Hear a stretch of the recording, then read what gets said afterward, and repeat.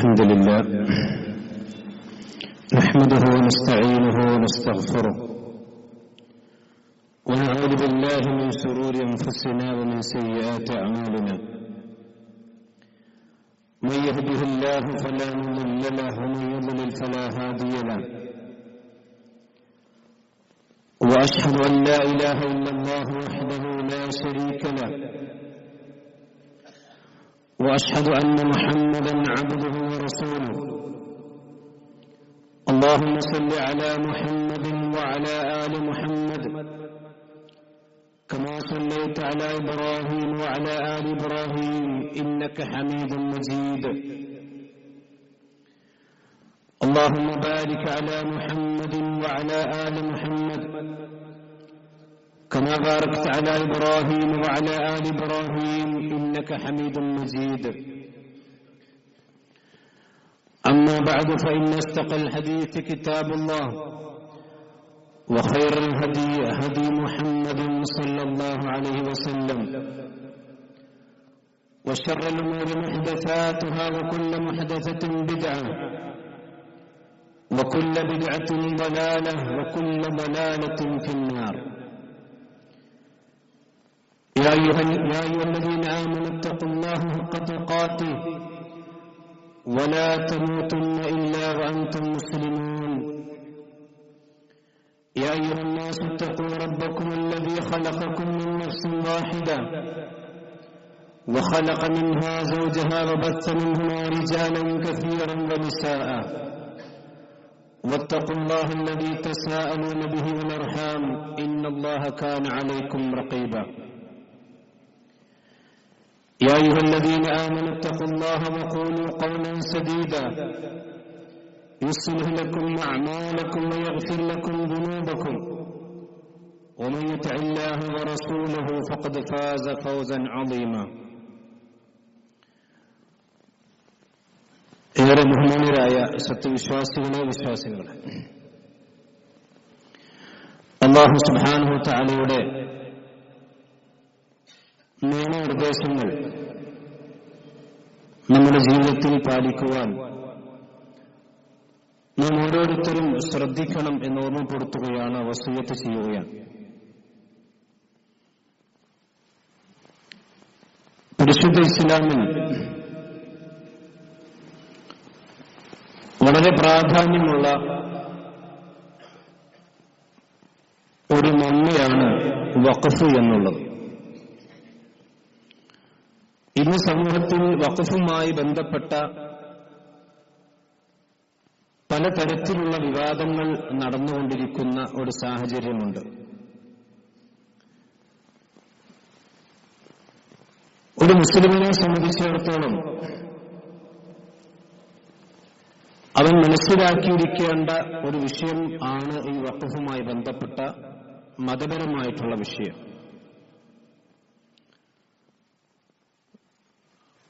ഒരു മനുഷ്യന്റെ ധനവുമായി ബന്ധപ്പെട്ടതാണ് അവന്റെ സക്കാത്താണെങ്കിലും സദഖയാണെങ്കിലും വഖഫുമെല്ലാം.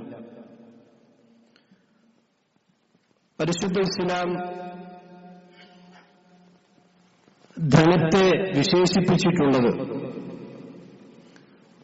അല്ലാഹു സുബ്ഹാനഹു വ തആല മനുഷ്യന്മാരുടെ കൈകളിൽ ഏൽപ്പിച്ചിരിക്കുന്ന ഒരു അമാനത്തായിക്കൊണ്ടാണ് വിശുദ്ധ ഖുർആനും പ്രവാചകൻ സല്ലല്ലാഹു അലൈഹി വസല്ലം ഹദീസുകളും പണത്തെ വിശേഷിപ്പിച്ചിട്ടുള്ളത്. മിന്നാലില്ലാഹില്ലദി ആതാക്കും, അല്ലാഹു സുബ്ഹാനഹു വ തആല നിങ്ങൾക്ക് നൽകിയിട്ടുള്ള അവന്റെ സമ്പത്തിൽ നിന്ന് നിങ്ങൾ ചെലവഴിക്കുക. അപ്പോൾ സമ്പത്ത് അല്ലാഹു സുബ്ഹാനഹു വ തആലയുടേതാണ് എന്നതാണ് ഇസ്ലാമിന്റെ സാമ്പത്തിക രംഗത്തുള്ള അടിസ്ഥാന കാഴ്ചപ്പാട്. ആ പടച്ചറബിന്റെ ധനം അല്ലാഹു സുബ്ഹാനഹു വ തആല നമ്മളെ ഏൽപ്പിച്ചിരിക്കുകയാണ്. ഏൽപ്പിച്ചതിന് ശേഷം പറഞ്ഞു, നിങ്ങൾക്കതിൽ നിർബന്ധമായും നിങ്ങൾ കൊടുക്കേണ്ട സക്കാത്തുണ്ട്. അതുപോലെ തന്നെ ഐച്ഛികമായി നിങ്ങൾക്ക് നിർവഹിക്കാവുന്ന സ്വതക്കകളുണ്ട്. ഇത് രണ്ടുമല്ലാത്ത രീതിയിലുള്ളതാണ് വഖഫ് എന്ന് പറഞ്ഞാൽ. നിർബന്ധമായും കൊടുക്കേണ്ട സക്കാത്തിന് അതിൻ്റെതായ രൂപമുണ്ട്. ഒരു വർഷം എത്തിക്കഴിഞ്ഞാൽ ഒരു നിശ്ചിത തുക അവന്റെ കയ്യിലുണ്ടെങ്കിൽ ഒരു നിശ്ചിത ഓഹരിയാണ് അവൻ കൊടുക്കേണ്ടത്. അത് 2.5 ചിലപ്പോൾ 5 ചിലപ്പോൾ 10 അങ്ങനെ ശതമാനക്കണക്ക് വ്യത്യസ്തമായ ചരക്കുകളിലും വ്യത്യസ്തമായ ധനങ്ങളിലും അതിനുണ്ട്. അതുപോലെ തന്നെയാണ് സ്വതഖ എന്ന് പറഞ്ഞാൽ ഇത് പ്രത്യേകമായ കണക്കുകളൊന്നുമില്ല. ഒരു മനുഷ്യന് എത്രയാണോ കഴിയുന്നത് അത്ര അവൻ ദാനം ചെയ്യാം. എന്നാൽ അതിന് വ്യത്യസ്തമായ ഒരു രീതിയാണ് വഖഫിന്റെ വിഷയത്തിലുള്ളത്. നമുക്കറിയാം, ലോകത്ത് ഒരുപാട് വഖഫിന്റെ സ്വത്തുക്കൾ ഇന്ത്യയിലാണെങ്കിലും ലോകത്തെവിടെയാണെങ്കിലും മുസ്ലിമീങ്ങൾ ജീവിക്കുന്ന ഏത് രാജ്യത്തും വഖഫിന്റെ സ്വത്തുക്കൾ ധാരാളമായിക്കൊണ്ട് നമുക്ക് കാണാൻ കഴിയും. എങ്ങനെയാണ് ഇത്രയും അധികം സ്വത്തുക്കൾ വഖഫിന്റെ വിഷയത്തിലേക്ക് മുസ്ലിമീങ്ങൾ ദാനം ചെയ്തിട്ടുള്ളത്? അത് അല്ലാഹുവും അവന്റെ പ്രവാചകനും സല്ലല്ലാഹു അലൈഹി വസല്ലമയും വഖഫിന്റെ പ്രാധാന്യവും അതുപോലെ തന്നെ ജനങ്ങൾ ആ വിഷയത്തിൽ സദഖ കൊടുക്കേണ്ടതിന്റെ പ്രാധാന്യമൊക്കെ വളരെയധികം ആയത്തുകളിലും ഹദീസുകളിലും നമ്മെ പഠിപ്പിച്ചതുകൊണ്ടാണ്. ഒരുപാട് ആയത്തുകളിൽ അള്ളാഹുവിന്റെ മാർഗത്തിൽ ജനം ചെലവഴിക്കുന്നതിനെ കുറിച്ച് ആവർത്തിച്ച് അള്ളാഹു വിശദീകരിച്ചത് കാണാൻ കഴിഞ്ഞു. ഒരൊറ്റ ആയത്ത് മാത്രം സൂചിപ്പിക്കുക, സൂറത്ത് ബഖറയിലെ 261 ആയത്ത്. അള്ളാഹു സുബ്ഹാനഹു വ തആല പറയുന്നു, മസലുൽ ലദീന യുൻഫിഖൂന അംവാലഹും ഫീ സബീലില്ലാഹ്. അള്ളാഹുവിന്റെ മാർഗത്തിൽ ധനം ചെലവഴിക്കുന്ന അതിന്റെ ഉദാഹരണം, അത്തരം ആളുകളുടെ ഉദാഹരണം എന്ന് പറഞ്ഞാൽ കമസലി ഹബ്ബത്തിൻ അംബതത് സബഅ സനാബിൽ. അതൊരു ചെറിയ ധാന്യമണി ഒരാൾ ഒരു ഭൂമിയിൽ ഇട്ടവനെ പോലെ, ഒരു ചെറിയ ധാന്യമണി പോലെയാണ്. ആ ധാന്യമണിയിൽ നിന്ന് 7 കതിരുകൾ പുറത്തേക്ക് വന്നു. ആ 7 കതിരുകൾ ഫീ കുല്ലി സുംബുലത്തിൻ മിഅതു ഹബ്ബ. ആ 7 കതിരിൽ നിന്നും 100 ധാന്യമണികൾ വീണ്ടും ഉണ്ടായി. അഥവാ ഒരു ധാന്യമണിയിൽ നിന്ന് 700 ധാന്യമണിയായി അത് മാറിക്കഴിഞ്ഞു. എന്നാൽ വല്ലാഹു യുളാഇഫു ലിമൻ യശാ, അത് 700 നിൽക്കുകയില്ല. അള്ളാഹു ഉദ്ദേശിക്കുന്ന ആളുകൾക്ക് അതിനേക്കാൾ വർദ്ധിപ്പിച്ചല്ല കൊടുക്കും, ഇരട്ടിക്കിരട്ടിയായി കൊടുക്കും. വല്ലാഹു വാസിഉൻ അലീം. അള്ളാഹു സുബ്ഹാനഹു വ തആല വിശാലജ്ഞനും അതുപോലെ തന്നെ കൃത്യമായി കാര്യങ്ങൾ അറിയുന്നവനുമാകുന്നു എന്നാണ്. ഈ ആയത്തിന്റെ പ്രധാനപ്പെട്ട സന്ദേശം എന്താണ്? അള്ളാഹുവിന്റെ മാർഗത്തിൽ ഒരു പണം ഒരാൾ ചെലവഴിച്ചാൽ, അഥവാ ഒരു രൂപ ഒരു മനുഷ്യൻ ചെലവഴിച്ചു കഴിഞ്ഞാൽ അള്ളാഹു സുബ്ഹാനഹു വ തആല അത് ഒന്നിന് പകരം 700 അതല്ലെങ്കിൽ അതിന്റെ ഇരട്ടിയായിക്കൊണ്ടും അള്ളാഹു ആ മനുഷ്യന് തിരിച്ചു കൊടുക്കും. ഇതൊരു വലിയ ഓഫറാണ്. അള്ളാഹുവിന്റെ മാർഗത്തിൽ പണം ചെലവഴിക്കാനും അതുപോലെ തന്നെ അള്ളാഹുവിന്റെ മാർഗത്തിൽ വഖഫുകൾ ചെയ്യാനും സ്വതക്കകൾ ചെയ്യാനും ഒക്കെയുള്ള ഒരു മനുഷ്യനെ സംബന്ധിച്ചിടത്തോളമുള്ള ഏറ്റവും വലിയ പ്രേരകവുമാണ് ഈ ആയത്ത്. വീണ്ടും ഒരുപാട് ആയത്തുകൾ നമുക്ക് കാണാൻ കഴിയും. നബി സല്ലല്ലാഹു അലൈഹി വസല്ലം പറഞ്ഞ ഹദീസ് നോക്കൂ, പ്രവാചകൻ പറയാണ്, മൻ തസദ്ദഖ ബിഅദ്ലി തംറത്തിൻ മിൻ കസ്ബിൻ തയ്യിബിൻ. ഒരു മനുഷ്യൻ ഒരു ഈത്തപ്പഴം അള്ളാഹുവിന്റെ മാർഗത്തിൽ ചെലവ്. ഈത്തപ്പഴം എന്ന് പറഞ്ഞാൽ എത്ര ചെറിയ ഒരു പഴമാണ്. നമ്മുടെ കടുക്കൽ വളരെ നിസ്സാരമായ ഒരു പഴമാണ്. അതൊരു മനുഷ്യൻ അള്ളാഹുവിന്റെ മാർഗത്തിൽ തന്റെ ഹലാലായ ത്വയ്യിബായ സമ്പാദ്യത്തിൽ നിന്നും ചെലവഴിച്ചാൽ, വലാ യഖ്ബലുല്ലാഹു ഇല്ല ത്വയ്യിബ്, ത്വയ്യിബ് അതില്ലാതെ അല്ലാഹു സ്വീകരിക്കൂല. ഹറാമായ സമ്പാദ്യത്തിൽ നിന്ന് ഒരുപാട് അള്ളാഹിന്റെ മാർഗത്തിൽ ചെലവഴിച്ചിട്ട് പ്രത്യേകിച്ച് കാര്യമൊന്നുമില്ല. ത്വയ്യിബായ ധനത്തിൽ നിന്ന് ഒരു തമ്രത്തിന് പകരമായി അല്ലെങ്കിൽ തമ്രത്തിന് സമാനമായ ഒരു വസ്തു അള്ളാഹുവിന്റെ മാർഗത്തിൽ ചെലവഴിച്ചാൽ വഇന്നല്ലാഹ യതഖബ്ബലുഹാ ബിയമീനിഹി, അള്ളാഹു സുബ്ഹാനഹു വ തആല അവന്റെ വലത് കരം കൊണ്ടത് സ്വീകരിക്കുന്നതാണ്. സുമ്മ യുറബ്ബിഹാ ലിസാഹിബിഹി, എന്നിട്ട് ആ ഈത്തപ്പഴത്തെ അള്ളാഹു സുബ്ഹാനഹു വ തആല വളർത്തിക്കൊണ്ടേയിരിക്കും, അതിനെ വർദ്ധിപ്പിച്ചുകൊണ്ടേയിരിക്കും. ഏതുപോലെ കമാ യുറബ്ബി അഹദുക്കും ഫുലുവഹു, നിങ്ങൾക്കാർക്കെങ്കിലും ചെറിയ ഒരു കുതിരക്കുട്ടി ഉണ്ടെങ്കിൽ, കുതിരക്കുട്ടി ജനിച്ചാൽ ആ കുതിരക്കുട്ടിയെ നിങ്ങൾ എപ്രകാരമാണോ പരിചരിച്ച് വളർത്തിക്കൊണ്ടിരിക്കുന്നത് അതുപോലെ അള്ളാഹു സുബ്ഹാനഹു വ തആല ഒരു ചെറിയ ഒരു ഈത്തപ്പഴം നിങ്ങൾ അള്ളാഹിന്റെ മാർഗത്തിൽ ചെലവഴിച്ചത് വളർത്തി കൊണ്ടുവരും. ഹത്താ തകൂന മിസ്ലൽ ജബൽ, അള്ളാഹുവിന്റെ അടുക്കലെത്തുമ്പോൾ അതൊരു പർവ്വത സമാനമായ ഒരു ഈത്തപ്പഴം ഒരു പർവ്വതത്തിന്റെ അത്ര വലുപ്പമുള്ളതായി അള്ളാഹു സുബ്ഹാനഹു വ തആല സ്വതക്ക സ്വീകരിക്കുമെന്ന് നബി സല്ലല്ലാഹു അലൈഹി വസല്ലം പറഞ്ഞതായി ഇമാം ബുഖാരി ഉദ്ധരിച്ച ഹദീസിൽ കാണാൻ കഴിയും. ഈ ഇത്രയും അള്ളാഹുവിന്റെയും അവന്റെ പ്രവാചകന്റെയും വലിയ വലിയ ഓഫറുകൾ കേട്ടുകൊണ്ടാണ്, അത് മനസ്സിലേക്ക് ശരിക്ക് ഇറങ്ങിയതുകൊണ്ടാണ് മുസ്ലിമീങ്ങൾക്ക് സക്കാത്ത് കൊടുക്കാൻ മടിയില്ല, സദക്ക എത്രയും കൊടുക്കാൻ മടിയില്ല. ലോകത്തിന് വിവിധ ഭാഗങ്ങളിൽ വഖഫുമായി കൊണ്ട് ബന്ധപ്പെട്ട ഒരുപാട് സ്വത്തുക്കൾ അള്ളാഹുവിന്റെ മാർഗത്തിലേക്ക് അവർ ചെലവഴിക്കാൻ കാരണം. ഇതാണ് അതിന്റെ പ്രേരണ. അള്ളാഹുവും അവന്റെ പ്രവാചകനും നൽകിയ വലിയ ഓഫറാണ് ഈ വിഷയത്തിൽ വിശുദ്ധ ഖുർആനിലും പ്രവാചകൻ സല്ലല്ലാഹു അലൈഹി വസല്ലം ഹദീസിൽ നമുക്ക് കാണാൻ കഴിയും. സഹോദരന്മാർ, എന്താണ് ഞാൻ പറഞ്ഞു, സക്കാത്തിൽ നിന്നും സദഖയിൽ നിന്നും വ്യത്യസ്തമായ ഒന്നാണ് വഖഫ് എന്ന് പറഞ്ഞാൽ. വഖഫ് എന്ന് പറഞ്ഞാൽ വഖഫ എന്ന പദത്തിൽ നിന്നാണ് വഖഫ് ഉണ്ട്. വഖഫ നിന്നു എന്നർത്ഥം. ഒരു ചലനമില്ലാത്ത ഒരു അവസ്ഥക്കാണ് വഖഫ് എന്ന് പറയാം, അഥവാ അൽ ഹബ്സ് എന്ന് പറയും. എന്താണ് ഇതിന്റെ വിശദീകരണം? ഒരുപാട് പണ്ഡിതന്മാർ അതിന്റെ വിശദീകരണം നൽകിയിട്ടുണ്ട്. ഇമാം ഇബ്നു ഖുദാമ റഹ്മത്തുള്ളാഹി അലൈഹി തഹ്ബീസുൽ അസ്രി വ തസ്ബീറു സമറ, അതായത് ഒരു വസ്തുവിനെ അടിസ്ഥാനപരമായി അതിനെ കച്ചവടം ചെയ്തതിൽ നിന്നും അനന്തരം എടുക്കുന്നതിൽ നിന്നൊക്കെ ഒരു വസ്തുവിനെ പിടിച്ചു വെക്കുക. പക്ഷെ ആ വസ്തുവിൽ നിന്നുണ്ടാകുന്ന നേട്ടം, അതിന്റെ മൻഫഅത്ത്, അതിന്റെ ഉപകാരം, അത് അള്ളാഹുവിന്റെ മാർഗത്തിൽ എല്ലാ ആളുകൾക്കും ഉപയോഗിക്കാൻ പറ്റുന്ന രീതിയിൽ ആ വസ്തുവിൽ അതിന് മാറ്റമുണ്ടാവുകയില്ല. അതേസമയത്ത് ആ വസ്തുവിൽ നിന്നുണ്ടാകുന്ന നേട്ടം എല്ലാവർക്കും ഉപയോഗിക്കാൻ പറ്റുന്ന രീതിയിൽ ആ സമ്പത്തിനെ ആക്കലാണ് യഥാർത്ഥത്തിൽ വഖഫ് എന്ന് പറഞ്ഞാൽ. ഒരു മനുഷ്യന് ഭൂമി വഖഫ് ചെയ്തു കഴിഞ്ഞാൽ, അല്ലെങ്കിൽ ഏതെങ്കിലും വസ്തുക്കൾ വഖഫ് ചെയ്തു കഴിഞ്ഞാൽ, അല്ലാഹു സുബ്ഹാനഹു വ തആല അടുക്കൽ ആ മനുഷ്യരെ സംബന്ധിച്ചിടത്തോളം ഖിയാമത്ത് നാൾ വരേക്കും മുറിഞ്ഞു പോകാത്ത കൂലിയാണ് ആ മനുഷ്യൻ ലഭിച്ചുകൊണ്ടിരിക്കുന്നത്. പ്രവാചകന്റെ ഹദീസിൽ കാണും, ഇദാ മാതൽ ഇൻസാൻ ഇൻഖത അൻഹു അമലുഹു ഇല്ലാ മിൻ സലാസ. ഒരു മനുഷ്യൻ അവൻ മരിച്ചു കഴിഞ്ഞാൽ അവന്റെ പ്രവർത്തനങ്ങളിൽ നിന്ന് 3 പ്രധാനപ്പെട്ട സംഗതികളല്ലാതെ മറ്റെല്ലാം മുറിഞ്ഞു പോകും. അതിലൊന്ന് നബി സല്ലല്ലാഹു അലൈഹി വസല്ലം എണ്ണി, ഇല്ലാ മിൻ സദഖത്തിൻ ജാരിയ, ജാരിയത്തായ സദഖ. എന്താണ് ജാരിയത്തായ സദഖ എന്ന് പറഞ്ഞാൽ? ഈ ഹദീസ് വിശദീകരിച്ചപ്പോൾ ഇമാം നവവി റഹ്മത്തുള്ളാഹി അലൈഹി അദ്ദേഹത്തിന്റെ ശർഹ് മുസ്ലിം പറയാനും, ഫീഹി ദലീലുൻ ലിസിഹത്തി അസ്ലുൽ വഖഫി വഇലമി സവാബിഹി, അഥവാ വഖഫിന്റെ അടിസ്ഥാനം അതിനെ സംബന്ധിച്ചിടത്തോളം ഈ ഹദീസ് അറിയിക്കുന്നുണ്ട്.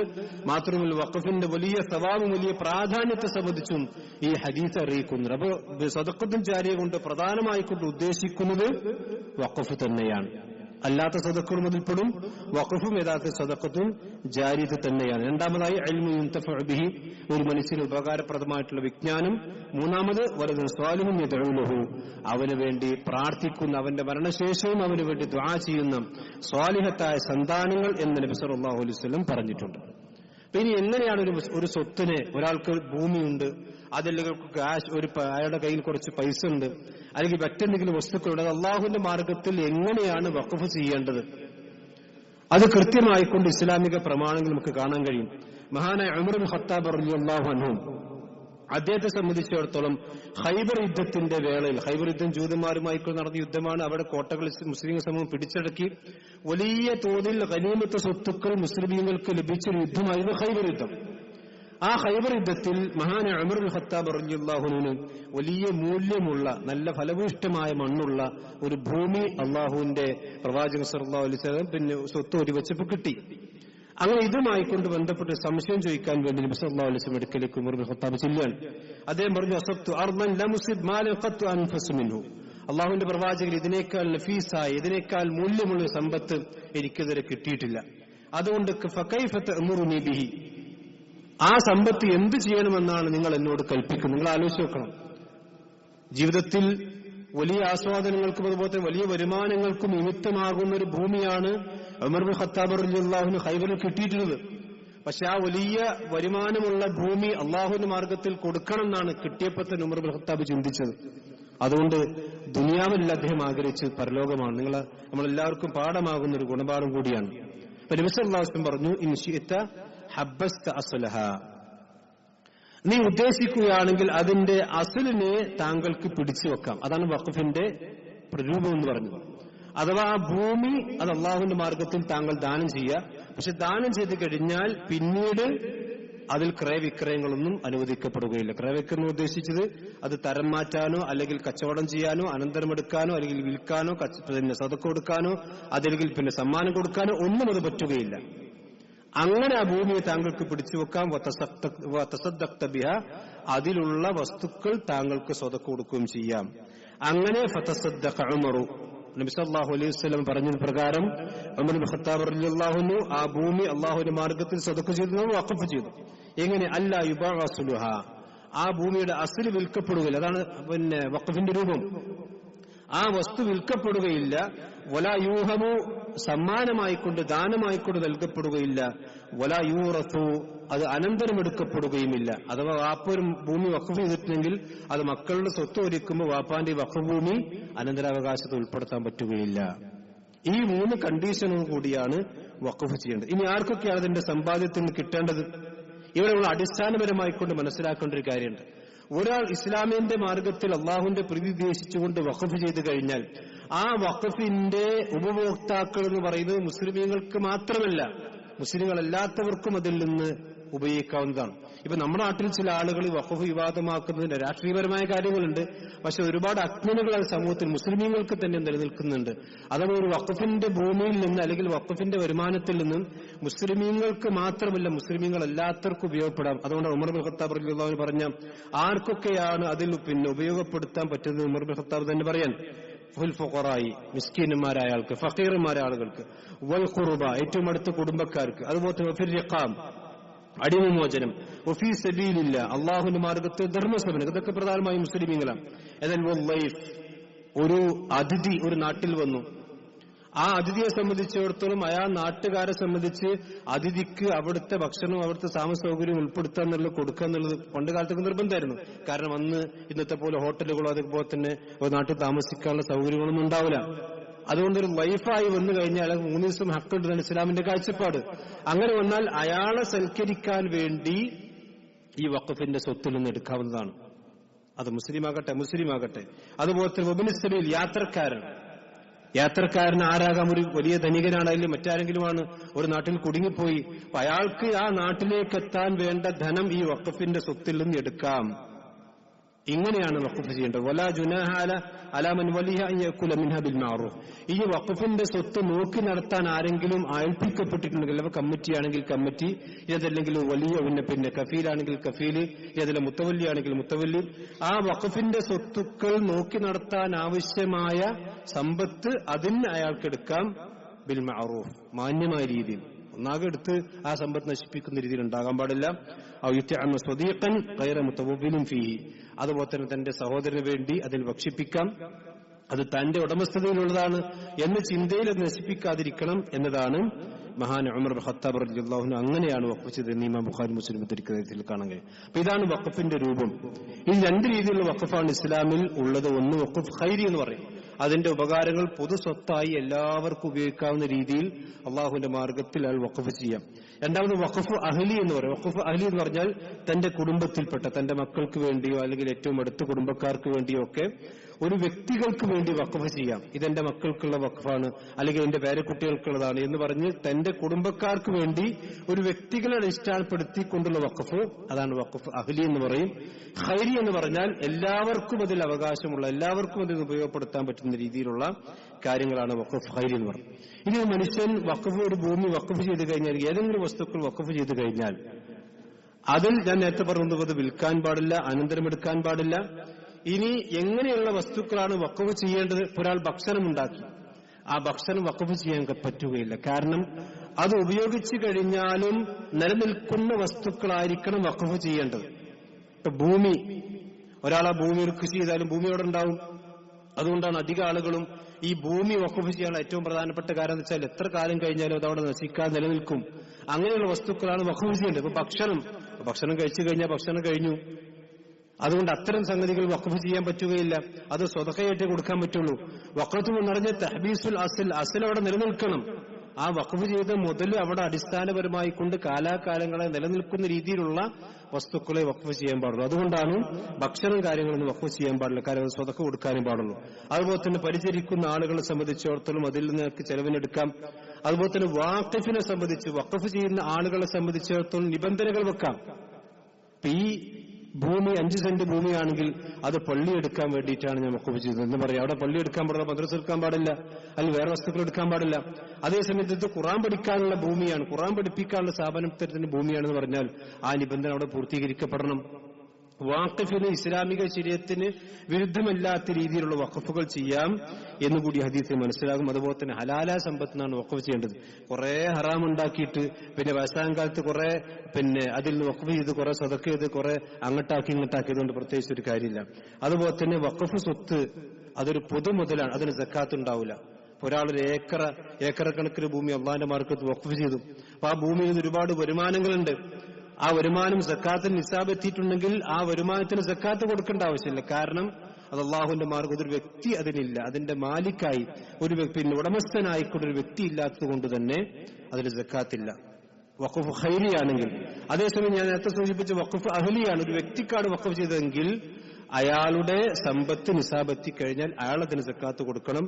അതേസമയത്ത് വഖഫ് ഖൈരിയാണെങ്കിൽ അത് കൊടുക്കേണ്ടതില്ല, അത് കൊടുക്കേണ്ട ആവശ്യമില്ല. അതേപോലെ തന്നെ വാഖിഫിന് വഖഫ് ചെയ്യുന്ന ആളെ സംബന്ധിച്ചിടത്തോളം അയാൾക്ക് പ്രായപൂർത്തി ഉണ്ടായിരിക്കണം, ബുദ്ധി ഉണ്ടായിരിക്കണം. അതൊക്കെ അതിന്റെ നിബന്ധനയിൽപ്പെട്ടതാണ്. എല്ലാ സദക്കയിലും പോലെ തന്നെയാണ്. അതുപോലെ തന്നെ വഖഫ് സ്വത്തുക്കൾ സംരക്ഷിക്കപ്പെടും. ഇന്ന് സമൂഹത്തിൽ ഏറ്റവും കൂടുതൽ ഈ വിവാദങ്ങൾക്ക് അടിസ്ഥാനപരമായ കാരണം എന്താണ്? അത് മുൻപമാണെങ്കിലും മറ്റോടത്താണെങ്കിലും ഇവിടൊക്കെ അടിസ്ഥാനപരമായ ഈ വഖഫ് ഭൂമി വിവാദമാകാനുള്ള കാരണം, ഒരാൾ വഖഫ് ചെയ്യും, ആ വഖഫ് അന്യാധീനപ്പെട്ടു പോകുന്നതുകൊണ്ടാണ്. പിന്നീട് അവിടെ ആളുകൾ കയറി താമസിക്കും, ആരും നോക്കാനില്ലാത്ത അവസ്ഥ ഉണ്ടാകും, പിന്നീട് അവർക്ക് അവകാശം ഉണ്ടാകും. അങ്ങനെ തന്നെയാണ് ആളുകൾ ഉണ്ടാകുക. അതുകൊണ്ട് വഖഫ് മുതൽ വാഖിഫിനെ സംബന്ധിച്ചിടത്തോളം അത് മുത്തവല്ലി വെച്ചുകൊണ്ടോ അതിൽ കമ്മിറ്റിക്കാർ വെച്ചുകൊണ്ടോ സംരക്ഷിക്കുക എന്നുള്ളത് നിർബന്ധമായിക്കൊണ്ട് മുസ്ലിം സമുദായം ചെയ്യേണ്ട ഒരു ബാധ്യതയാണ്. അതുകൊണ്ടാണ് വഖഫ് കമ്മിറ്റിയും അതുപോലെ തന്നെ വലിയ മുത്തവല്ലിയൊക്കെ ഈ വഖഫ് സ്വത്തിന് ഉണ്ടാകുന്നത്. അല്ലാതെ ആ വഖഫ് സ്വത്തുകൾ ഒരിക്കലും അന്യാധീനപ്പെട്ടു പോകുന്ന അവസ്ഥ ഒരിക്കലും ഉണ്ടാകരുത്. ഇനി വഖഫ് ചെയ്തൊരു മുതല് വാഖിഫിനെ സംബന്ധിച്ചിടത്തോളം പിന്നീട് അത് തിരിച്ചെടുക്കാനുള്ള അവകാശം ഉണ്ടായിരിക്കുകയില്ല. ഇപ്പൊ വാപ്പ 5 സെന്റ് പള്ളിയിലേക്കോ അല്ലെങ്കിൽ മറ്റു സ്ഥാപനങ്ങൾക്കോ വഖഫ് ചെയ്ത് പിന്നെ വാപ്പാന്റെ മരണശേഷം മക്കൾ പറയണേ അത് വാപ്പാന്റെ സ്വത്ത് അങ്ങനെ കൊടുക്കാൻ പറ്റില്ല, മക്കൾക്ക് തിരിച്ചെടുക്കാനുള്ള അവകാശമില്ല. ഇനി വാഖിഫിന് തന്നെയും അത് തിരിച്ചെടുക്കാനുള്ള അവകാശം ഇല്ല. എന്തുകൊണ്ട് ചോദിച്ചാൽ ആ വഖഫ് ചെയ്യുന്നതിലൂടെ അയാളുടെ ഉടമസ്ഥതയിൽ നിന്ന് ആ സമ്പത്ത് നീങ്ങിപ്പോവുകയാണ്. ഇപ്പൊ ഒരാൾക്ക് സദഖ കൊടുക്കണമെങ്കിൽ, ഒരാൾക്ക് മറ്റൊരാൾക്ക് വേണ്ടി ഹദിയ കൊടുക്കണമെങ്കിൽ അയാളുടെ സമ്പത്തായിരിക്കണം ഹദിയ കൊടുക്കേണ്ടത്. ആരാളുടെ സമ്പത്ത് അയാൾക്ക് ഹദിയ കൊടുക്കാൻ പറ്റില്ലല്ലോ. അതുകൊണ്ട് തന്നെ മറ്റൊരു വാഖിഫിനെ സംബന്ധിച്ചിടത്തോളം തിരിച്ചെടുക്കുന്ന രീതി തന്നെ ഇല്ല. സഹോദരന്മാർ, ഈ വഖഫുമായി കൊണ്ട് ബന്ധപ്പെട്ട് മനസ്സിലാക്കുമ്പോൾ ഈ യഥാർത്ഥത്തിൽ ഇസ്ലാമിക സമൂഹത്തിൽ ഈ വഖഫും സദഖകളും കൊണ്ട് തന്നെയാണ് ലോകത്ത് മുസ്ലിം സമുദായത്തിൽ ഇത്ര വലിയ നേട്ടങ്ങളും ഇത്ര വലിയ വളർച്ചയും ഉണ്ടായിട്ടുള്ളത്. അത് നിസ്സാരമായ സംഗതിയല്ല. ഈ ഇസ്ലാമിക സമൂഹത്തിനുണ്ടായ വളർച്ചയുടെയും അതുപോലെ തന്നെ ഇസ്ലാമിക സമൂഹത്തിനുണ്ടായ നേട്ടത്തിന്റെയും സാമ്പത്തിക ബാക്ക്ഗ്രൗണ്ടിൽ ഒരു പ്രധാനപ്പെട്ട കാര്യം, ഒരു പ്രധാനപ്പെട്ട വരുമാനം എന്ന് പറയുന്നത് വഖഫായിരുന്നു. ഇസ്ലാമിൽ ആദ്യത്തെ വഖഫ് നടത്തിയ റസൂലുള്ളാഹി സ്വല്ലല്ലാഹു അലൈഹി വസല്ലമയാണ്. അതിന്റെ ചരിത്ര പശ്ചാത്തലം ഉഹദ് യുദ്ധം നടക്കുന്ന സന്ദർഭത്തിൽ മുഖൈരിഖ് എന്ന് പറയുന്ന ഒരു ജൂതൻ മദീനയിലുണ്ടായിരുന്നു. അയാൾ ഇസ്ലാമിനെ സംബന്ധിച്ച് പഠിച്ചുകൊണ്ടിരിക്കുന്ന റസൂലുള്ളാഹി സ്വല്ലല്ലാഹു അലൈഹി വസല്ലമയെ സംബന്ധിച്ച് ശരിക്കും മനസ്സിലാക്കിയ വേദം പഠിച്ച ഒരു പണ്ഡിതനായ വ്യക്തിയായിരുന്നു മുഖൈരിഖ് എന്ന് പറയുന്ന മനുഷ്യൻ. അയാൾ ഒരു സത്യപ്രവാചകനാണെന്ന് ഏതാണ്ടൊക്കെ മനസ്സിലാക്കി. അങ്ങനെ ഉഹദ് യുദ്ധത്തിൽ അയാൾ റസൂലുള്ളാഹി സ്വല്ലല്ലാഹു അലൈഹി വസല്ലമയുടെ കൂടെ യുദ്ധത്തിൽ പങ്കെടുക്കാൻ പോവുകയാണ്. അയാൾ ജൂതൻ തന്നെയാണ്. അപ്പൊ അയാൾ യുദ്ധത്തിന് പോകുന്ന സന്ദർഭത്തിൽ അയാൾ ഒരു വസിയത്തായിക്കൊണ്ട് പറഞ്ഞു, ഇൻ ഖുതിൽതു ഫമാലി ലി മുഹമ്മദ് യസ്നഉ ഫീഹി മാ യശാ. ഈ യുദ്ധത്തിൽ ഞാൻ കൊല്ലപ്പെടുകയാണെങ്കിൽ എന്റെ മദീനയിലെ മുഴുവൻ സമ്പത്തും അത് മുഹമ്മദിനുള്ളതാണ്, റസൂലുള്ളാഹി സ്വല്ലല്ലാഹു അലൈഹി വസല്ലമക്കുള്ളതാണ്. അദ്ദേഹത്തിന് ഇഷ്ടമുള്ള രീതിയിൽ ആ സമ്പത്ത് ചെലവഴിക്കാം എന്ന് മുഖൈരിഖ് പറഞ്ഞു. അങ്ങനെ ഉഹദ് യുദ്ധം കഴിഞ്ഞപ്പോ അദ്ദേഹം കൊല്ലപ്പെട്ടു. അദ്ദേഹത്തിന്റെ മരണവാർത്ത അറിഞ്ഞപ്പോൾ നബി സല്ലല്ലാഹു അലൈഹി വസല്ലം പറഞ്ഞു, മുഖൈരിഖ് ഖൈറു യഹൂദിൻ, ജൂതന്മാരിൽ ഏറ്റവും നന്മയുള്ള മനുഷ്യനായിരുന്നു, ഒരു നല്ല മനുഷ്യനായിരുന്നു അത് എന്ന് അദ്ദേഹം റസൂലുള്ളാഹി പറയുകയും അദ്ദേഹത്തിന്റെ ഭൂമി നബി സല്ലല്ലാഹു അലൈഹി വസല്ലം ഏറ്റെടുക്കുകയും അത് പ്രവാചകൻ സല്ലല്ലാഹു അലൈഹി വസല്ലമ ഈ പറഞ്ഞ രൂപത്തിൽ ഒരു പൊതു വഖഫായി പൊതു സ്വത്തായിക്കൊണ്ട് വഖഫ് ചെയ്യുകയും ചെയ്തു. ഇതാണ് ഇസ്ലാമിലെ ഒന്നാമത്തെ വഖഫ്. അതുപോലെ തന്നെ അബൂബക്കർ സിദ്ദീഖ് റളിയല്ലാഹു അൻഹു മക്കയിലൊരു ഭൂമി ഉണ്ടായിരുന്നു. മക്കയിലെ ഭൂമി എന്ന് പറഞ്ഞാൽ സാധാരണയായിക്കൊണ്ട് അവിടെയുള്ള നമ്മൾ സുഖവാസ കേന്ദ്രത്തൊക്കെ പറഞ്ഞ പോലെ നല്ല ഭൂമിയാണ്. അബൂബക്കർ സിദ്ദീഖ് റളിയല്ലാഹു അൻഹു നമുക്കൊരു നല്ല ധനാഢ്യനായിരുന്നു, അദ്ദേഹം വലിയ സമ്പത്തിന് ഉടമയായിരുന്നു. അതുകൊണ്ട് തന്നെ മക്കയിലെ ഭൂമി അദ്ദേഹം ഇസ്ലാമിന്റെ സമൂഹത്തിന് വഖഫ് ചെയ്തു. ഉമർ ഇബ്നു ഖത്താബ് റളിയല്ലാഹു അൻഹു ഖൈബറിലെ ഭൂമി, ഞാൻ നേരത്തെ പറഞ്ഞു ഖൈബറിലെ ഭൂമി വഖഫ് ചെയ്തിട്ടുണ്ട്. ഉസ്മാൻ ഇബ്നു അഫ്ഫാൻ റളിയല്ലാഹു അൻഹു ഒരുപാട് വഖഫുകളുണ്ട്. കാരണം അദ്ദേഹം വലിയ ധനാഢ്യനായിരുന്നു. ഇസ്ലാമിക ശത്രുക്കളുടെ കയ്യിൽ നിന്നും ബിർ റൂമ, പിന്നെ റൂമ കിണർ മഹാൻ ഉസ്മാൻ ബിൻ അഫ്ഫാൻ റളിയല്ലാഹു അൻഹു അവർ പറഞ്ഞ വില കൊടുത്തു വാങ്ങി മുസ്ലിം സമുദായത്തിന് വേണ്ടി വഖഫ് ചെയ്ത ചരിത്രം ഉസ്മാൻ ബിൻ അഫ്ഫാൻ റളിയല്ലാഹു അൻഹു ചരിത്രത്തിൽ കാണാം. അതുപോലെ തന്നെ അലി ബിൻ അബി ത്വാലിബ് റളിയല്ലാഹു അൻഹു തന്റെ മദീനയിലെ തോട്ടം വഖഫ് ചെയ്തിട്ടുണ്ട്. സുബൈർ ബിൻ അവാർ റളിയല്ലാഹു അൻഹു മദീനയിൽ ഉണ്ടായ അദ്ദേഹത്തിന്റെ വീടുകൾ വഖഫ് ചെയ്തിട്ടുണ്ട്. അതുപോലെ തന്നെ മുആദ് ബിൻ ജബൽ റളിയല്ലാഹു അൻഹു അദ്ദേഹത്തിന്റെ മദീനത്തെ വീട് വഖഫ് ചെയ്തിട്ടുണ്ട്. ഇങ്ങനെ ഇസ്ലാമിക സമൂഹം റസൂലുള്ളാഹിന്റെ കാലം മുതൽക്ക് നിലനിൽക്കുന്ന ഒരു നല്ല സമ്പ്രദായമാണ് യഥാർത്ഥത്തിൽ വഖഫ് എന്ന് പറഞ്ഞത്. അമ്മ ഈ കാലഘട്ടത്തിൽ ഇതിന് പ്രത്യേകമായി കൊണ്ട് കമ്മിറ്റികൾ ഉണ്ടാക്കി. അതുപോലെ തന്നെ ഉസ്മാനിയ കാലഘട്ടത്തിന് പ്രത്യേകമായി കമ്മിറ്റി ഉണ്ടായപ്പോൾ സൗദി ഗവൺമെന്റ് അൽഹംദുലില്ലാഹ് ഒരുപാട് സംവിധാനങ്ങൾ ഈ വഖഫുമായി കൊണ്ട് ബന്ധപ്പെട്ട് സംരക്ഷിക്കാൻ, പ്രത്യേകിച്ച് ഈ ഹറമുകളുടെ സേവനമൊക്കെ നമുക്കറിയാലോ. അതൊക്കെ നബി സല്ലല്ലാഹു അലൈഹി വസല്ലം മസ്ജിദുൻ നബവി അതൊക്കെ വഖഫാണ്. അത് സംരക്ഷിക്കുവാൻ വേണ്ടിയുള്ള വലിയ വലിയ സംവിധാനങ്ങളൊക്കെ ഇസ്ലാമിക ഗവൺമെന്റുകൾ ചെയ്തുകൊണ്ടിരിക്കുന്നുണ്ട്. അതുപോലെ തന്നെ ഇത് മുസ്ലിം സമുദായത്തിനുണ്ടായ നേട്ടങ്ങൾ എത്ര നിങ്ങൾ ആലോചിച്ചോക്കണം. എത്രയോ ഇത് വിശുദ്ധ ഖുർആൻ പഠിപ്പിക്കാൻ വേണ്ടി മുസ്ലിം സമുദായം നിർമ്മിച്ചിട്ടുള്ള ഒരുപാട് പ്രധാനപ്പെട്ട കേന്ദ്രങ്ങളൊക്കെയും ആളുകൾ വഖഫ് ചെയ്ത ഭൂമിയാണ്. അതുപോലെ തന്നെ ഇന്ന് നിലവിലുള്ള മുഴുവൻ പള്ളികളും വഖഫിന്റെ ഭൂമിയിലാണ്. എത്ര യൂണിവേഴ്സിറ്റികൾ, അസ്ഹർ യൂണിവേഴ്സിറ്റി അടക്കമുള്ള ഇസ്ലാമിക ലോകത്ത് പ്രസിദ്ധമായ പല യൂണിവേഴ്സിറ്റികളും വഖഫിന്റെ ഭൂമിയിലാണ്. അതേപോലെ തന്നെ മതപാഠശാലകൾ, ആശുപത്രികൾ വരെ ഇസ്ലാമിക സമൂഹത്തിൽ കാണാൻ കഴിയും. വലീദ് ബിൻ അബ്ദുൽ മലിക് അദ്ദേഹത്തിന്റെ കാലം ഹിജ്റ 88ാമത്തെ വർഷത്തിൽ, അഥവാ 1-ാം നൂറ്റാണ്ടിൽ തന്നെ അദ്ദേഹം വലിയ ഒരു ആശുപത്രി നിർമ്മിച്ചുകൊണ്ട്, ഹോസ്പിറ്റൽ നിർമ്മിച്ചുകൊണ്ട് അത് ഇസ്ലാമിക സമൂഹത്തിന് വഖഫ് ചെയ്തിട്ടുണ്ട്. ഇപ്പൊ ഒരു ഹോസ്പിറ്റൽ വഖഫ് ചെയ്യാം. അപ്പൊ ആ ഹോസ്പിറ്റലിൽ വരുന്ന ആളുകൾ മുസ്ലിമീങ്ങൾ മാത്രമല്ല, അല്ലാത്തവരുണ്ട്. അതുകൊണ്ട് തന്നെ ഇതിന്റെ ഒരു ഉപഭോക്താക്കൾ എന്ന് പറയുന്ന എല്ലാ ആളുകളും ഉണ്ട്. പ്രത്യേകിച്ചും മുസ്ലിം സമുദായത്തിൽപ്പെട്ട ആൾക്കാരും ഉണ്ടാവും. അതുപോലെ തന്നെ വലിയ വലിയ കെട്ടിടങ്ങൾ, ഇപ്പൊ നമുക്കറിയാം ക്ലോക്ക് ടവർ പോലെയുള്ള മക്ക രാജ്യത്തുള്ള വലിയ കെട്ടിടങ്ങൾ, അതൊക്കെ ഹറമിലേക്ക് വഖഫുകളാണ്. ലൈബ്രറികൾ വഖഫ് ചെയ്തിട്ടുണ്ട്, മുസ്ഹഫുകൾ. അതുപോലെ തന്നെ വലിയ വലിയ ഗ്രന്ഥങ്ങൾ ഇസ്ലാമിക സമൂഹത്തിൽ ആ ഗ്രന്ഥങ്ങളുടെ അച്ചടിയും അതുപോലെ തന്നെ അതിന്റെ വിതരണമൊക്കെ വഖഫിന്റെ സ്വത്തിൽ ഉപയോഗപ്പെടുത്തുന്നത്. യതീംഖാനകൾ, ഖബർസ്ഥാനുകൾ വഖഫ് ചെയ്തിട്ടുണ്ട്. അതുപോലെ തന്നെ റോഡുകൾ, കിണറുകൾ, ഇതൊക്കെ നബി സല്ലല്ലാഹു അലൈഹി വസല്ലമയുടെ ഹദീസിലൊക്കെ വന്ന കാര്യമാണ് ആളുകൾക്ക് വെള്ളത്തിന്റെ സംവിധാനങ്ങൾ ഉണ്ടാക്കി കൊടുക്കുക എന്നുള്ളത്. അപ്പൊ ഇങ്ങനെ ഇസ്ലാമിക സമൂഹത്തിൽ മൊത്തം എടുത്ത് പരിശോധിച്ചു നോക്കിയാൽ സഹോദരന്മാരെ, എല്ലാ മേഖലയും ചൂഴ്ന്നു നിൽക്കുന്ന, എല്ലാ കാര്യങ്ങളെയും ബന്ധപ്പെടുന്ന, എല്ലാ കാര്യങ്ങളുമായി കൊണ്ട് ബന്ധപ്പെടുന്ന ഒരു വലിയ നിലക്കാത്ത നന്മയാണ് യഥാർത്ഥത്തിൽ വഖഫ് എന്ന് പറഞ്ഞാൽ. അത് ആരെങ്കിലും വിവാദമാക്കുന്നവർ വിവാദമാക്കിക്കോട്ടെ. പക്ഷെ മുസ്ലിമീങ്ങളെ സംബന്ധിച്ചിടത്തോളം അതിന്റെ നേട്ടവും അതുകൊണ്ടുണ്ടാകുന്ന അതിന്റെ ഫളായിലുകളൊക്കെ നമ്മൾ ശരിക്കും മനസ്സിലാക്കണം. കാരണം മുസ്ലിം സമുദായത്തെ സംബന്ധിച്ചിടത്തോളം അവിടെ മതപരമായ രംഗമാണെങ്കിലും, ആരോഗ്യ രംഗമാണെങ്കിലും, കൃഷിയാണെങ്കിലും, അതുപോലെ തന്നെ ഭൗതിക രംഗമാണെങ്കിലും എല്ലാ മേഖലകളുമായി കൊണ്ട് ബന്ധപ്പെട്ടുകൊണ്ടും നമ്മുടെ മുൻഗാമികൾ വഖഫ് ചെയ്തിട്ടുണ്ട്. അതാണ് ഇസ്ലാമിന്റെ പ്രത്യേകത. ആ വഖഫിന്റെ സമ്പത്തിന്റെ സ്രോതസ് കൊണ്ട് തന്നെയാണ് പ്രധാനമായിക്കൊണ്ടും ഏത് കാലം റസൂലുള്ളാഹി സ്വല്ലല്ലാഹു അലൈഹി വസല്ലം കാലഘട്ടത്തിൽ മുതൽ ഈ കാലഘട്ടം വരെ മുസ്ലിമുകൾ പഠിപ്പിച്ചിട്ടുള്ളതും അതുപോലെ മനസ്സിലാക്കിയിട്ടുള്ളതും. ഇതാണ് ആ വിഷയത്തെ സൂചിപ്പിക്കാനുള്ളത്. അല്ലാഹു സുബ്ഹാനഹു വ തആല അവന്റെ ദീൻ കൂടുതൽ പഠിക്കാനും മനസ്സിലാക്കാനും അതനുസരിച്ചുകൊണ്ട് ജീവിക്കാനും അല്ലാഹു നമ്മെ എല്ലാം അനുഗ്രഹിക്കുമാറാവട്ടെ.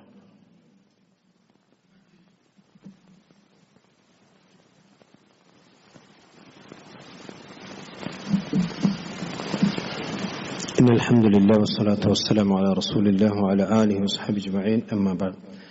ഒരിക്കൽ കൂടി അല്ലാഹുവിന്റെ കൽപ്പനകൾ സൂക്ഷിച്ചുകൊണ്ട് ജീവിക്കണം എല്ലാവരെയും ഓർമ്മപ്പെടുത്തുകയാണ്.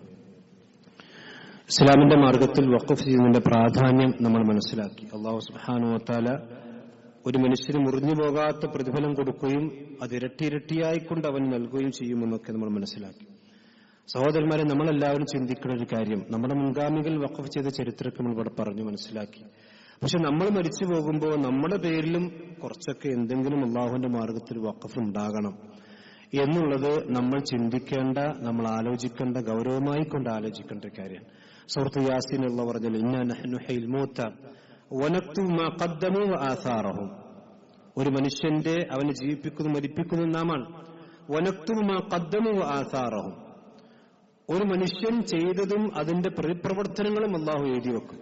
അഥവാ ഒരു മനുഷ്യൻ മരിച്ചു കഴിഞ്ഞാലും ആ മരിച്ചു കഴിഞ്ഞ മനുഷ്യന്റെ പ്രവർത്തനങ്ങളുടെ പ്രതിഫലനങ്ങൾ ഈ ഭൂമിയിലുണ്ടെങ്കിൽ അത് നന്മയാണെങ്കിൽ നന്മ, തിന്മയാണെങ്കിൽ തിന്മ, അത് അല്ലാഹു എഴുതി വെക്കുമെന്ന് പറഞ്ഞിട്ടുണ്ട്.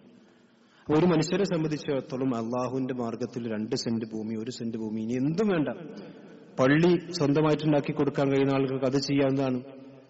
ഇതൊക്കെ വലിയ നമ്മുടെ വിദേശികളെ, പ്രത്യേകിച്ചും അറബ് രാജ്യങ്ങളിൽ നമ്മുടെ സഹോദരന്മാർ ഇതിന്റെയൊക്കെ പ്രാധാന്യം മനസ്സിലാക്കിക്കൊണ്ടാണ് അവർ സാധാരണ ടാക്സി ഡ്രൈവർമാരാണെങ്കിൽ പോലും ഒരു പള്ളി ഉണ്ടാക്കണമെന്ന നിയത്തിൽ അവർ ചെറിയ പൈസ സ്വരൂപിച്ച് അവർ മറ്റു രാജ്യങ്ങളിലൊക്കെ പോയി പള്ളി ഉണ്ടാക്കിക്കൊണ്ടിരിക്കുന്ന വെച്ചാൽ അള്ളാന്റെ മാർഗത്തിൽ ആണ് കൊടുത്താൽ 100 ഇരട്ടിയും 200 ഇരട്ടിയായിട്ടും പടച്ചോന്റെ അടുത്തുനിന്ന് സ്വർഗം പിന്നെ അള്ളാഹുവിന്റെ അടുത്ത് പരലോകത്ത് നിന്ന് കിട്ടുമെന്നുള്ള യഥാർത്ഥ മനസ്സിലേക്കിറങ്ങി ഈമാനാണ് അതിന്റെ പ്രേരണയായിട്ടുള്ളത്. അപ്പൊ നമ്മളെ സംബന്ധിച്ചിടത്തോളം എന്തെങ്കിലും ഒരു ചെറിയ വഖഫെങ്കിലും നമ്മൾ മരിക്കുന്നതിന് മുമ്പ് ഒരു സദഖത്തുൻ ജാരിയ, അത് പള്ളിയുമായി ബന്ധപ്പെട്ടാകാം, പള്ളി ഉണ്ടാക്കി കൊടുക്കാൻ എല്ലാവർക്കും കഴിഞ്ഞൊന്നുമില്ല, പള്ളിയിലേക്കൊരു ചെയർ, അതുപോലെ തന്നെ പള്ളിയുമായി കൊണ്ട് ബന്ധപ്പെട്ട എന്തെങ്കിലും പള്ളിയുടെ ആവശ്യങ്ങളുണ്ടെങ്കിൽ നമ്മുടെ എന്നും നിലനിൽക്കുന്ന എന്തെങ്കിലും രീതി, പള്ളിയിലേക്കൊരു ഫാനോ അല്ലെങ്കിൽ അതുപോലെ തന്നെ മറ്റുള്ള ആളുകൾക്ക് ആവശ്യമായിട്ടുള്ള എന്തും വഖഫായിട്ട് കൊടുക്കാം. ആ വസ്തു ഒരു ഉപയോഗം കഴിഞ്ഞാൽ പിന്നെ നശിച്ചു പോകുന്ന വസ്തു ആകരുതെന്നുള്ളൂ. അതിന്റെ ഉപയോഗം കാലങ്ങളോളം മനുഷ്യന്മാർക്ക് ഉപയോഗപ്പെടുത്താൻ കഴിയുന്നതാണെങ്കിൽ അതിന് വഖഫ് എന്ന് പറയാം. അതൊരു കിണർ കുഴിച്ചു കൊടുക്കാം, പള്ളിയിലേക്കാണെങ്കിൽ വെള്ളത്തിന് കിണർ കുഴിച്ച്, പള്ളിക്കാകുന്നില്ല ഒരു പൊതുസ്ഥലത്തിലാക്കി ആളുകൾക്ക് ഉപയോഗിക്കുന്ന രീതിയിൽ വെള്ളത്തിന് സംവിധാനങ്ങളാക്കി കൊടുക്കാം. ഇതെല്ലാം ഒരു മനുഷ്യൻ ചെയ്യും. അതുപോലെ തന്നെ പുസ്തകങ്ങൾ, ഇസ്ലാമികമായിട്ടുള്ള പുസ്തകങ്ങൾ, മുസ്ഹഫുകൾ സ്വന്തമായിക്കൊണ്ട് വാങ്ങിക്കൊണ്ട് പള്ളികളിലേക്ക് വഖഫ് ചെയ്യാം. ഇതൊക്കെ നമ്മൾ ചിന്തിക്കുകയും അതുപോലെ തന്നെ മനസ്സിലാക്കുകയും ചെയ്താൽ വളരെ നിസ്സാരമായിക്കൊണ്ട് തന്നെ ആളുകൾക്ക് ചെയ്യാവുന്ന സദഖത്തുൻ ജാരിയത്തുകളാണ്. അതൊക്കെ നമ്മൾ ചിന്തിക്കുകയും മനസ്സിലാക്കുകയും അതുപോലെ തന്നെ ഫ്ളാറ്റുകൾ, അള്ളാഹുവിന്റെ മാർ പണ്ടൊക്കെ നമുക്കറിയാലോ, പണ്ടൊക്കെ നമ്മുടെ തറവാട്ടിലൊക്കെ ഒരു 10 തെങ്ങ് അല്ലെങ്കിൽ ഒരു 5-6 തെങ്ങുണ്ടെങ്കിൽ 2 തെങ്ങ് പള്ളിയിലേക്ക് കയറും. ഇപ്പൊ അതൊക്കെ വളരെ അപൂർവമായിട്ടേ കാണുന്നുള്ളൂ. കാരണം ആ 2 തെങ്ങിന്റെ തേങ്ങ പള്ളിയിലേക്കായിരിക്കും വഖഫ് ഉണ്ടായിട്ടുണ്ടാവും. അതൊരു പൊതു സ്വത്തായിട്ട് അതിന് പ്രത്യേകം അടയാളപ്പെടുത്തിട്ട് ആ പള്ളിയിലേക്ക് അവിടെ കൊടുത്തിട്ടുണ്ടാവും. അതൊക്കെ നമ്മുടെ മുൻഗാമികൾ എത്രമാത്രം ആ വിഷയത്തെ ശ്രദ്ധിച്ചിരുന്നു എന്നുള്ളതിന്റെ അടയാളമാണതൊക്കെ, നമ്മുടെ വാപ്പന്മാരും കാരണവന്മാരും ഒക്കെ. പക്ഷെ ഇന്നത്തെ തലമുറയെ സംബന്ധിച്ചിടത്തോളം അങ്ങനെ ഒന്നിനെപ്പറ്റി ചിന്തിക്കുന്നു പോലുമില്ല എന്നുള്ളതാണ് യാഥാർത്ഥ്യം. അതുണ്ടാകാൻ പാടില്ല. ഒരു ചെറുതെങ്കിൽ ചെറുതിപ്പോ ഫ്ളാറ്റുകൾ വാങ്ങിയിട്ട് അതിന്റെ വരുമാനം ഏതെങ്കിലും സ്ഥാപനങ്ങൾക്കോ അല്ലെങ്കിൽ പള്ളികൾക്കോ കൊടുക്കാം. ഒരു റൂമിന്റെ വാടക പള്ളിയിലേക്ക് വഖഫ് ചെയ്യാം. ഇങ്ങനെ ഒരുപാട് മേഖലകൾ, വഖഫിന്റെ മേഖലകൾ ഒരു മനുഷ്യന്റെ മുമ്പിൽ വിശാലമായി തുറന്നു കിടക്കാൻ. അതിലേതെങ്കിലും ഒന്ന് നമ്മളെ കൊണ്ട് കഴിയുന്ന ചെറുതെങ്കിൽ ചെറുത്, നമ്മൾ ഇന്ന് മരിച്ചാലും മുറിയാത്ത പ്രതിഫലം ഖബറിലേക്ക് എത്തുന്ന ഒരു നന്മ, അതിനെ സംബന്ധിച്ച് സഹോദരന്മാരെ നമ്മൾ ചിന്തിക്കുകയും മരണപ്പെടുന്നതിന് മുമ്പെങ്കിലും അതിനെക്കുറിച്ച് ആലോചിച്ച് ആ രീതിയിൽ ചെയ്യണമെന്നുകൂടി എന്നോടെന്ന പോലെ നിങ്ങളോടും ആ വിഷയം ഓർമ്മപ്പെടുത്തുകയാണ്. അള്ളാഹു നമ്മെല്ലാം അനുഗ്രഹിക്കുമാറാവട്ടെ. അവന്റെ ദീൻ കൂടുതൽ പഠിക്കാനും മനസ്സിലാക്കാനും അള്ളാഹു നമ്മെല്ലാം അനുഗ്രഹിക്കുമാറാവട്ടെ. നമുക്കറിയാം, കഴിഞ്ഞ ആഴ്ച നമ്മുടെ ജുമയിൽ പങ്കെടുത്ത നമ്മുടെ കോയഹാജി എന്ന് പറയുന്ന സഹോദരൻ, അദ്ദേഹം അവിടെ സാധാരണ ജുമക്ക് നേരത്തെ വരികയും ആ വലതുഭാഗത്ത് അവിടെ ഇരിക്കുകയും ചെയ്ത മനുഷ്യനാണ്. അദ്ദേഹം കഴിഞ്ഞ ദിവസം മരണപ്പെട്ടു. ഇത്രയുള്ള മനുഷ്യന്റെ കാര്യം. ഈ ജുമയിൽ നമ്മൾ പങ്കെടുക്കുന്നു, ഇതുപോലെ കഴിഞ്ഞ ജുമയിൽ പങ്കെടുത്തൊരു വ്യക്തിയാണ് അദ്ദേഹം. പ്രത്യേകിച്ച് അസുഖങ്ങളും കാര്യങ്ങളൊന്നും പ്രധാനമായിക്കൊണ്ടില്ലാത്തിരുന്ന വ്യക്തിയായിരുന്നിട്ട് പോലും അദ്ദേഹം നമ്മുടെ കൂടെയില്ല. അല്ലാഹു സുബ്ഹാനഹു വ തആല അദ്ദേഹത്തിന്റെ ഖബറിനെ വിശാലമാക്കി കൊടുക്കുമാറാവട്ടെ. അദ്ദേഹത്തെ നമ്മെ നാളെ ജന്നത്തുൽ ഫിർദൗസിൽ അല്ലാഹു ഒരുമിച്ച് കൂട്ടുമാറാവട്ടെ. നമ്മെ ഇവിടെ വെച്ച് മരിക്കുകയാണെങ്കിൽ ഈമാനോടുകൂടിയും ഇഖ്ലാസോടുകൂടിയും തൗഹീദിന്റെ കലിമത്ത് തൗഹീദ് ഉച്ചരിച്ചുകൊണ്ട് മരണപ്പെടുവാനുള്ള തൗഫീഖ് അല്ലാഹു നമുക്ക് നമ്മുടെ കുടുംബത്തിന് നൽകി അനുഗ്രഹിക്കുമാറാവട്ടെ. അല്ലാഹുമ്മ ഗ്ഫിർ ലിൽ മുഅ്മിനീന والمؤمنات والمسلمين والمسلمات اللهم اعز الاسلام والمسلمين واذل الشرك والمشركين ربنا آتنا في الدنيا حسنة وفي الآخرة حسنة وقنا عذاب النار آمين آمين برحمتك يا أرحم الراحمين.